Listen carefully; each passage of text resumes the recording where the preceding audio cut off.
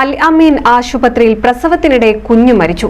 മരണകാരണം ആശുപത്രി ജീവനക്കാരുടെ അനാസ്ഥയെന്ന് ബന്ധുക്കൾ. എരമംഗലം സ്വദേശികളായ രക്ഷിതാക്കളുടെ പരാതിയിൽ കുന്നംകുളം പോലീസ് ആശുപത്രിക്കെതിരെ കേസെടുത്തു. എരമംഗലം സ്വദേശി പൂക്കയിൽ മുഹമ്മദ് ഹിഷാം സജന ദമ്പതികളുടെ ആൺകുഞ്ഞാണ് മരിച്ചത്. കുന്നംകുളം മരത്തങ്കോട് അൽ അമീൻ ആശുപത്രിയിൽ വെള്ളിയാഴ്ച രാവിലെ 10:30-യോടെയാണ് 21 വയസ്സുകാരിയായ സജന പ്രസവിച്ചത്. കുട്ടി മരിക്കാൻ കാരണം ആശുപത്രി ജീവനക്കാരുടെ അനാസ്ഥയാണെന്ന് ആരോപിച്ചുകൊണ്ട് ബന്ധുക്കൾ രംഗത്തെത്തി. എന്നാൽ കുട്ടിയുടെ പൊക്കിൽ കൊടി കഴുത്തിൽ ചുറ്റിയ നിലയിലായിരുന്നു എന്നാണ് ആശുപത്രി അധികൃതരുടെ മൊഴി. കുട്ടിയുടെ രക്ഷിതാക്കളുടെ പരാതിയിൽ കുന്നംകുളം പോലീസ് ആശുപത്രിക്കെതിരെ കേസെടുത്തു.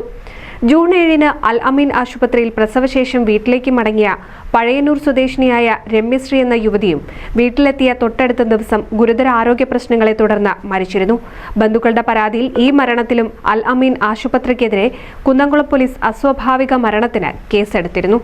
NCV news, Kunnamkulam.